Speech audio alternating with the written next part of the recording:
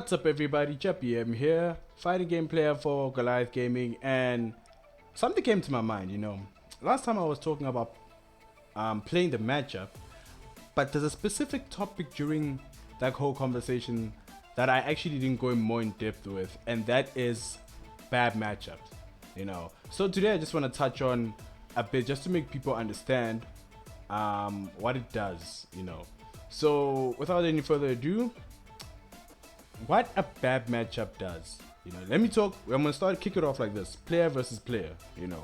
Generally you mop this guy, or it's like 70-30. You got more skill than him, blah blah blah. What a bad matchup does, that guy goes, he picks a specific character to counter your character. So the skill level is like this. This is you. This is the player that you normally beat. He goes and trains a bad matchup for a character. This happens. You guys become evenly skilled. I'm gonna give you an example of what I'm talking about. Punk versus Fudo. Punk mopped the floor with Fudo season 1. Season 2. It was just bad. Even in the season that came after, but there's a specific season where Fudo changed things, and that was season 4. So season 2 and 3 Pump mopped him. Skill level was like this. Season 4, Fudo is already a high level player. He went and picked Birdie for Karine, and this happened. They played at Evo Japan. Fudo beat Punk 3-1. They played at NCR. Fudo beat Punk in winners bracket, but then he ended up losing to Punk in losers bracket. That's what a bad matchup does. That's what it means, to understand the game. That okay, you know what, and what made matters worse, season 2 and 3 when Fudo was facing Punk, he was playing Mika, who is the matchup is favorable for Karine. That matchup is horrible for Mika. I don't see Mika winning that matchup. It's very easy for Karine to win that matchup. So it's already, for Fudo's side, he already had a player with high level skill, and he is already playing a character that the matchup does not favor. So the gap was like this. That's just how it was. So knowing that it was a bad matchup, and he went and picked a bad matchup for the bad matchup, that changed things, and that's showing that you're understanding your character's weaknesses, So I'm gonna tell you this. So I was playing some poisons online back when I was in Vegas, and I could tell that this guy sucks at the game. Not really sucks, but I'm mopping this guy. Yes, he's playing a bad matchup, but it was an uphill battle. I could see the mistakes that I'm doing. It's just that the player couldn't punish it. I could see the mistakes I was doing. I could see how much of a mission it was. And that is a bad matchup. So Poison Karine, that matchup is bullshit. Karine to win that matchup, hey, she needs to take risks. And that's where I want to go at next. Bad matchups mean that you can't play textbook. Abigail versus Chun-Li. Abigail can't play textbook against Chun-Li. Geef versus Falk. He can't play textbook against Falk. Birdie versus Falk. That matchup's unwinnable for Birdie. Pick another character. But that's where I'm going at. The matchups, bad match. Understanding that this is a bad matchup.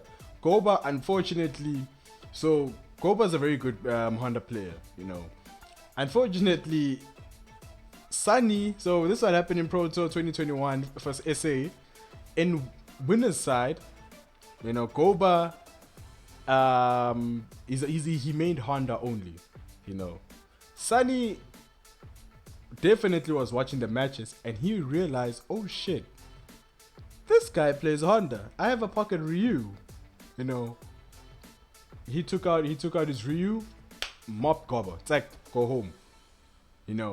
Goba in that place realized, okay, this is a reuse is a nightmare for Honda.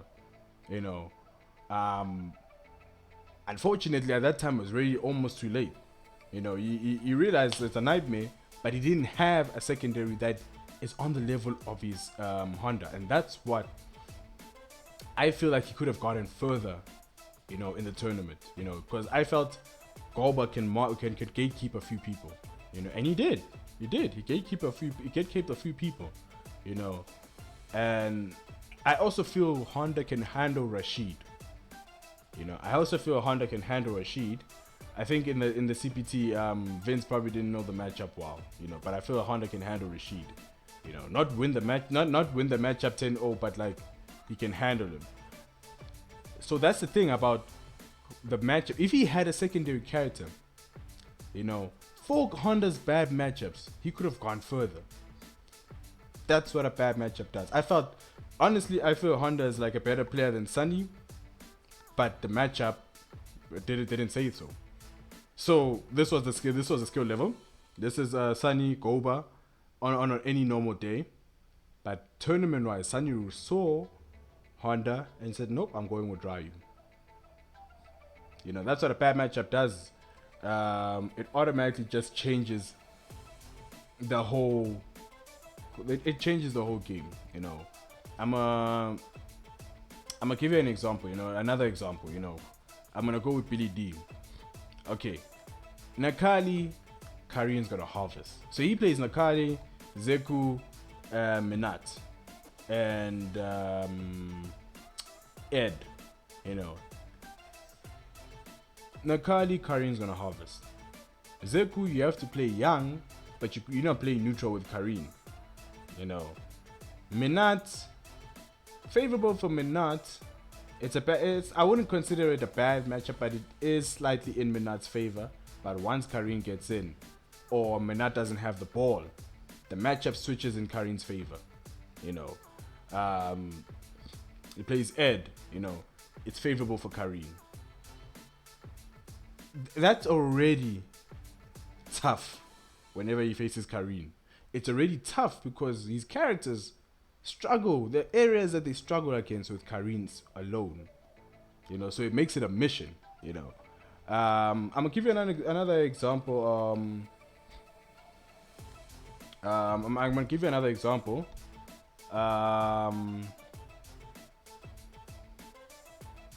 Who's this guy, man? Sukwele, you know, he plays Geef and Abigail.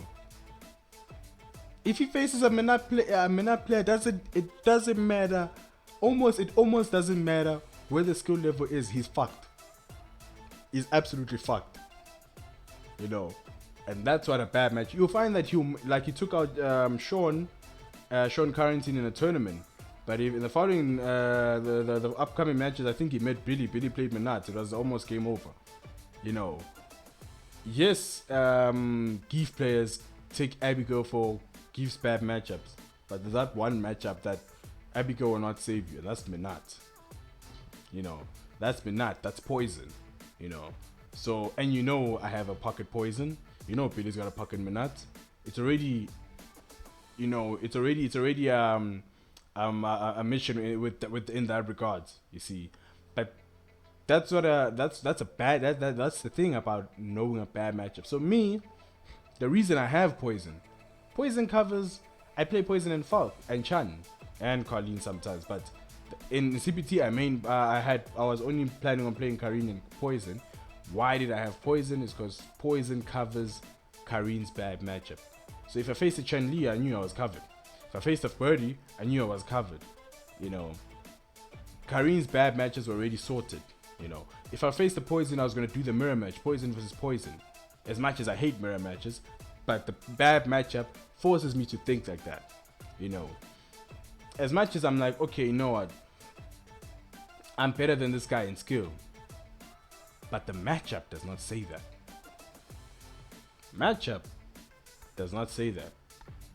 You know, results say that, and that's the thing. That's why you need to understand. Definitely bad matchups. You know, if it's an invitational, you know, okay, this guy is going to play this character, this character, this character. You can obviously devise strategies against them. If the matchup is not favorable for you, either you're going to... So when it's a bad matchup, you got two options. Let me just put it like this. So in a bad match, if you face a bad matchup, you got two options, you know. Either you're going to play random and random your opponent out, and pray to God you meet them in the first two, because the first two, I can guarantee you it's going to be more of an uphill, you know. First two, you can rob them quick, you know, depending on how fast they can adjust. But either you're going to random them out, and what I mean by random them out, watch Tokido versus Kichipamu in CPT 2019. Yeah, 2019. CPT 2019, they met first round. Historically, Kichipamu always mops Tokido with Gief, because Gief is a bad matchup for Akuma. There's almost nothing he can do to get in, you know, and his normal gameplay, his game plan. You look at how Tokido had to play to win that game. He had to be stubborn and randomness. You know, most of the time stubbornness got him killed. Most of the time, but he relied on a lot of DPs, a lot of demon flips, you know, to try and change the timing and hope that the Gief player does the lariat late, you know, and doesn't do the elbow. He had to rely on a lot of things and a lot of guesses on his side and on the player's side. He ended up winning, but the mental strain a bad matchup does, you know. So you have to commit to playing random, you know. Karine versus Birdie, there is absolutely no way Karine's gonna get in easily without hoping that Birdie player is a dumb Birdie player. He's gonna do a dolphin dive, or he's gonna whiff a button that is easy for Karine to punish. But let me also say this. Why is it a bad matchup for Karine? One, EX Bullhorn, Karine can't punish it, and Nessa got CA. Karine can't do fuck all about that, you know. Now they nerfed his buttons a bit, but most of his buttons had almost no hurt box for Karine to punish. You see, or to whiff punish. That's what I mean. You know, his buttons have a nice keep away game and push Karine to the corner. And as a Karine player, your character already has bad jumps. Your character already has bad jumps, so there is no way you're jumping on Birdie. He had one of the best anti-airs, you know, and with Karine, he's already playing so good the keep away game. You going for a cross up is almost a nightmare, you know. So that matchup is bad for Karine, but if the player skill is here, and it's a bad matchup, it just goes here. It just comes there, you know. So your second option, it's a bad matchup. What you gotta do? Switch characters, my guy. Switch fucking characters. I meet a Birdie player, or let's say I meet Mena RD. You know, what am I gonna do? I'm not gonna play Karine. I'll play Falk. You know, he's not gonna play Birdie. He's gonna play someone else, and that's when you request a blind pick. You know, understanding that what a bad matchup is and what you have to do changes the whole game. Changes the whole game. A Gao player playing against Balrog, you know, is it's almost that's free for Balrog. You know, you can't chuck a boom. His neutral is good. You know, Balrog will just harvest his Gao. You know, and historically Gao always won that matchup, but in Street Fighter 5. Balrog Gao is a bad matchup for Gao. You know, he has a hard time getting in. You know, you got to think of another character. You know, Balrog Karine wins the matchup slightly. You know, wins slightly because her neutral can control the space. You know, and Karine can punish a lot of things that Balrog wants to do. You know. But yeah, guys, I don't want to drag on too much about this one, but I think I covered the most important parts, you know, about this whole thing. But yeah, guys, I think understanding the matchups, you know, changes a lot of things. You know, if it's a bad matchup, another thing, this I want to actually touch on quick. There are specific tools that you need to start using, and I always like using this example. Karine Gal, you know, Karine is generally a bad matchup for Gal. It's not a favorable matchup for Gal. Why? From a certain range, you know, even a lot closer than other characters, Gal can't do fuck all about tap V-skill, the tap of the palm. He can't do fuck all. And if he throws a boom, that V-skill will hit the boom and Gal, and if I command dash afterwards, I'm +1. You see, I'm +1 all up in his face, you know. So if he can see that the Karine player has V-trigger, he knows that sweep is coming. He needs to start preemptively throwing out upside down kick, because it goes over the lows, so it goes over the sweep, you know. Those are tools you need to start thinking about if the matchup is not in your favor, you know. But the fact that tap V-skill Gal can do fuck, it's a nightmare for Gal, you know, because then he now needs to, especially if I'm a certain range, he knows tap V-skill is coming, you know, and slowly but surely I'm closing the gap. And then when Karine has meter, now you can't literally throw a fireball. You have to try bait it out, you know. So there's so much mind games that goes on because it's a bad matchup then. And in general in fighting games, yes, there's mind games, but if it's a bad matchup, the mind games now times 10, you know. But yeah, guys, those are my thoughts on a bad matchup. So many things that I want to cover actually going forward, you know, especially about fighting games.